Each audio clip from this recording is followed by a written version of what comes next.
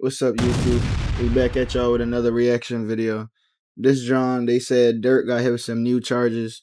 Basically, this is third indictment. You feel me? I ain't gonna do too much talking. We about to get straight into it.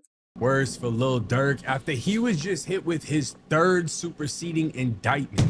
And this isn't new details or a new perspective on what we already know. He's been hit with new charges. And they've even put a new twist on the racketeering enterprise. The indictment starts by introducing what prosecutors call the Banks Gang Enterprise.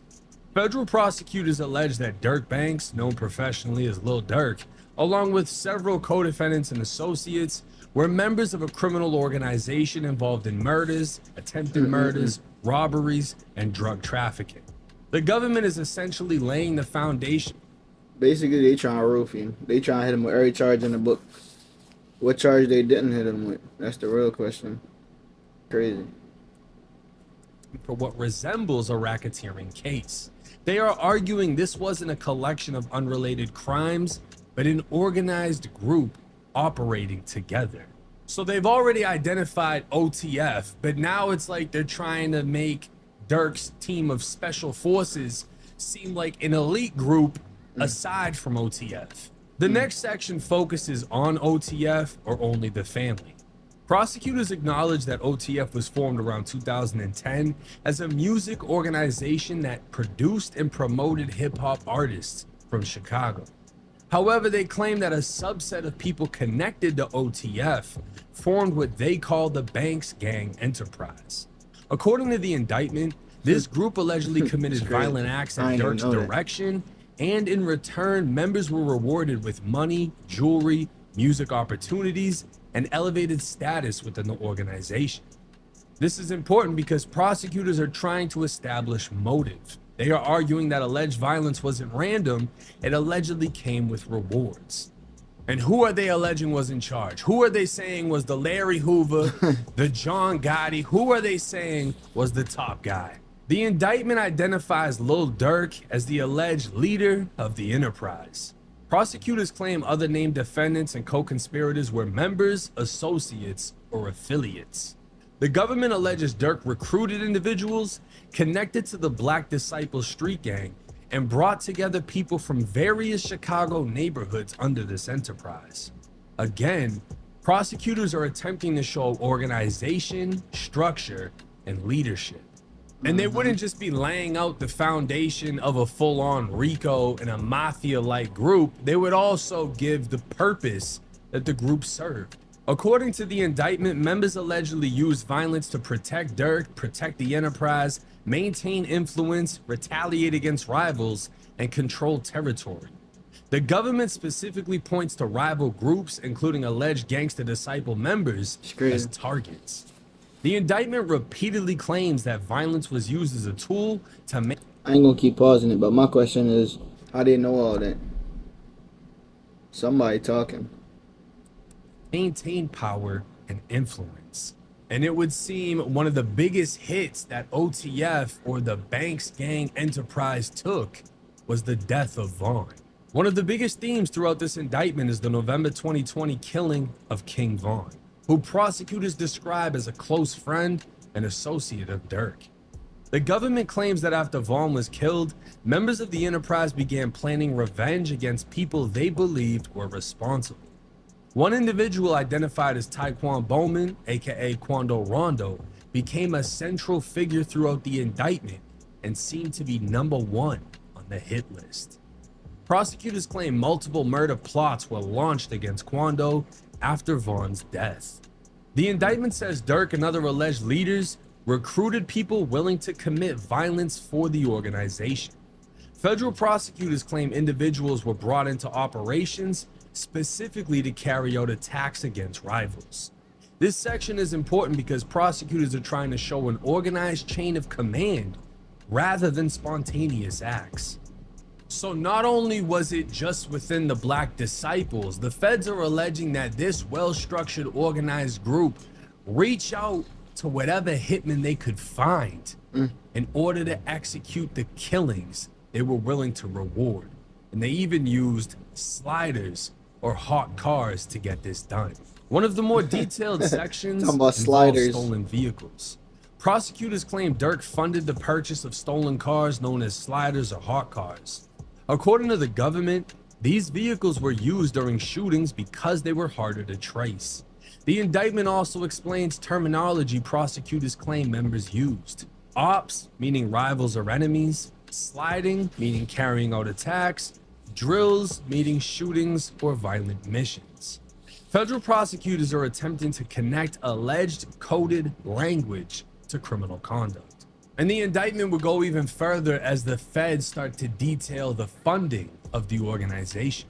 Prosecutors claim Durk financed firearms, flights, transportation, drug trafficking, and rewards for violence. The government's theory is that financial support helped secure loyalty from members and encourage violent acts on behalf of the enterprise.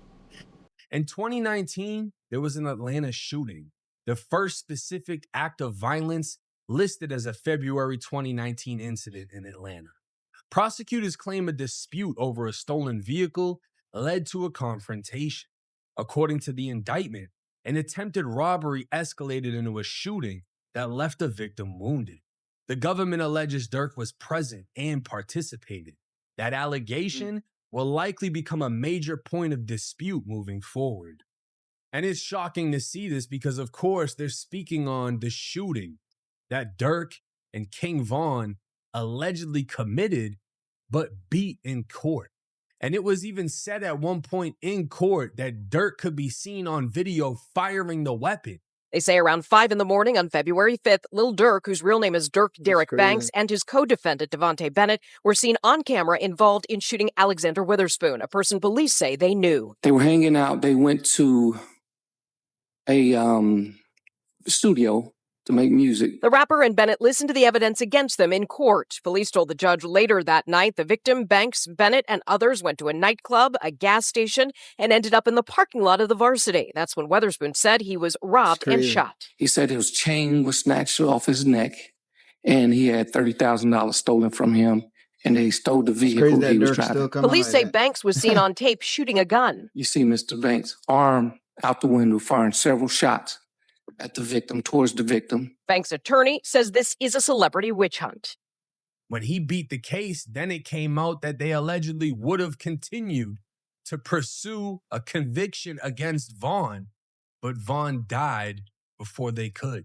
Next, prosecutors described the murder of a rival gang member in Chicago in January of 2022. The indictment claims 2 co-conspirators committed the killing and later discussed receiving payment.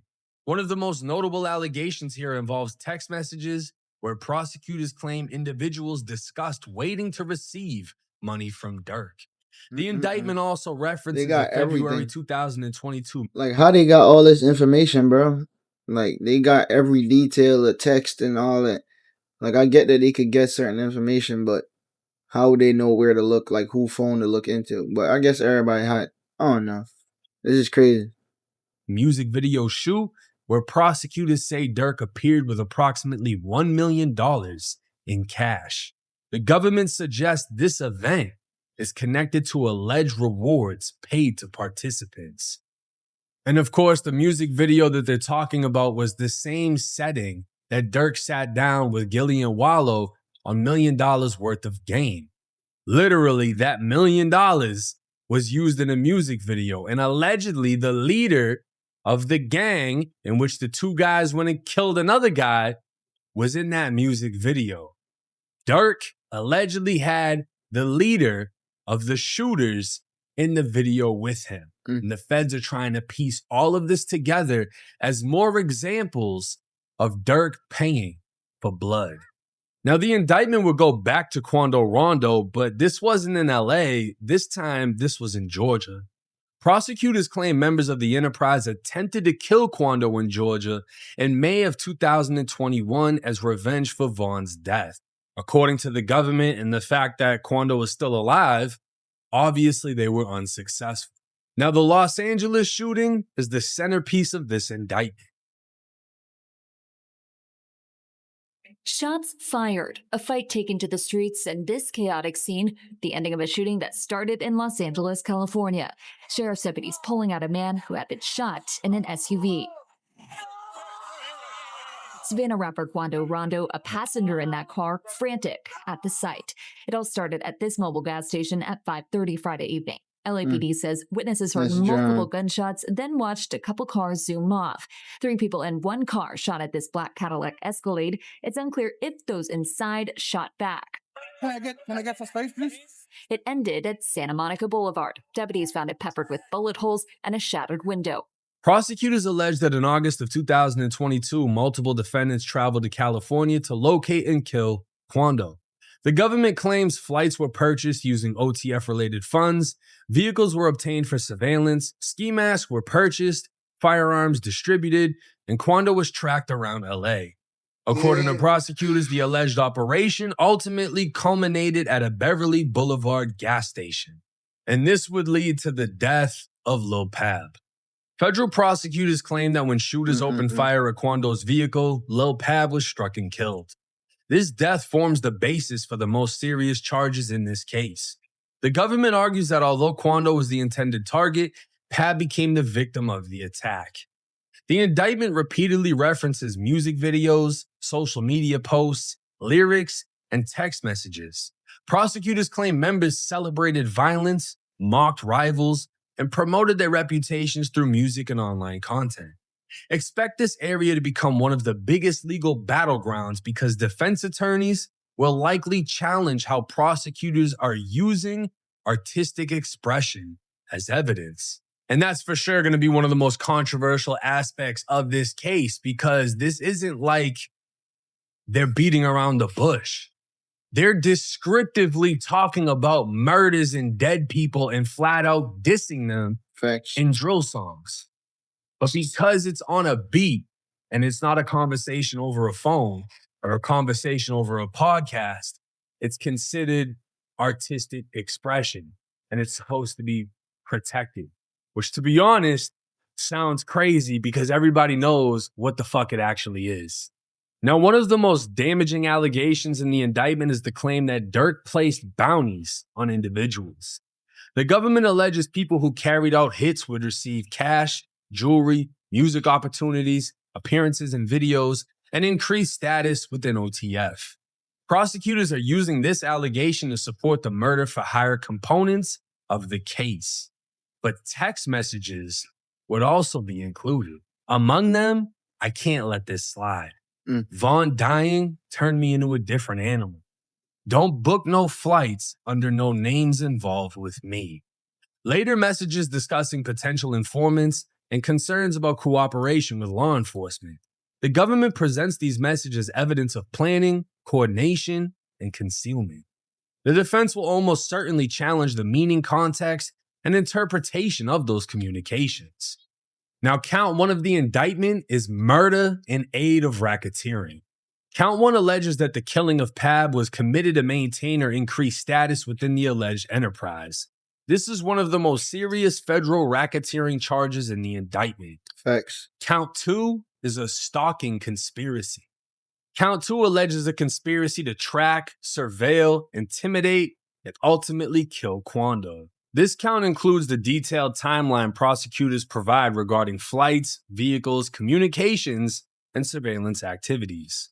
Count 3 is interstate stalking resulting in death. This count alleges that interstate travel, cell phones, vehicles, and other facilities of commerce were used in a campaign targeting Quando.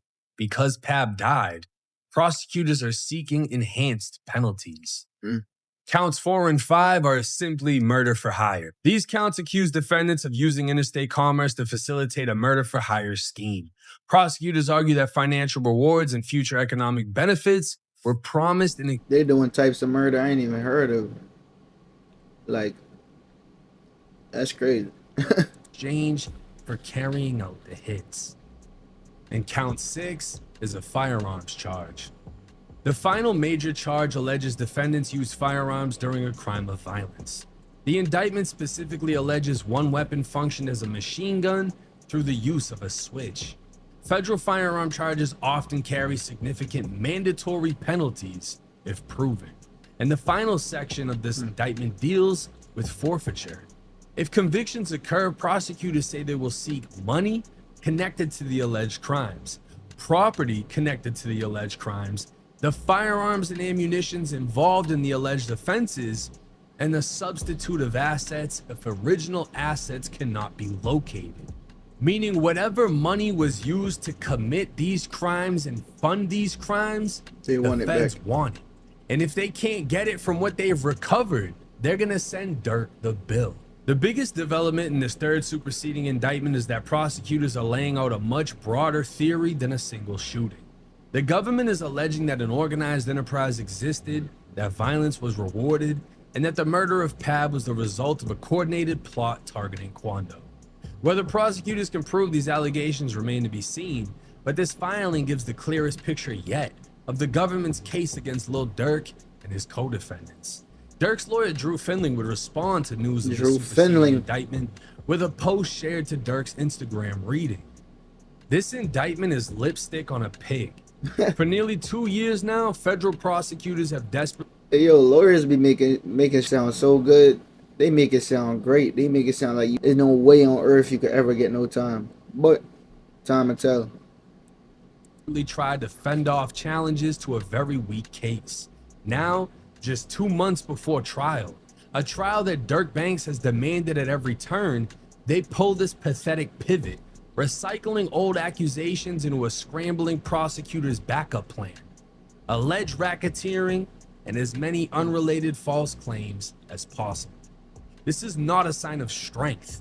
It's an acknowledgement of weakness. The fact remains, Durk Banks is innocent, no matter how many indictments they want to throw at him. It would seem prosecutors reiterated much of what has already been said, adding on other incidents to delay trial, giving themselves more time to build up their case and secure the most punishing convictions.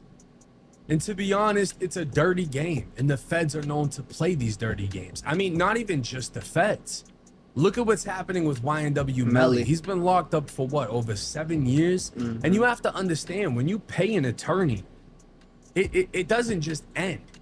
These are continuous payments. You have to have continuous funds. It's not like they just give you a set bill and that's done, because when new shit gets added and extensions get brought on, you need to keep funding these attorneys. They will try to drain you and drag this out as long as possible until you're not able to afford the Drew Findlings and the Brian Steeles. And then at that point, they're ready for trial. They got you hooked because you don't have that legal backing. The fact that Durk with his legal team are ready for trial and the feds are trying to throw in any little thing that they can to delay this, I agree with his lawyer that this is a sign of weakness. But again, if the feds are able to convict on any of these charges, then he's done. It's pretty much over with for Durk. Facts. None of these charges are minor. None of them carry minimal amounts of time. Durk is literally fighting for his life, and he either gets to keep it or loses it entirely to the federal government. But let me know y'all's thoughts and comments in the comment section. It's 1090 Jake. I'm rocking with y'all, y'all rocking with me. Till next time. Appreciate y'all for tapping into the video. Hopefully y'all enjoyed it. Y'all can give me any type of commentary. Leave a comment and I'll work on getting the videos better and better. I'm getting more consistent on like just dropping videos every day. Trying to do one a day, probably up it to 2 a day as I get better at doing it. Y'all probably gonna see the progress and the edits and all that. But hit the subscribe button, hit the like button, share, and as usual, y'all be safe. Anybody watching on TikTok, go ahead and watch the video on YouTube for the full vid. Peace.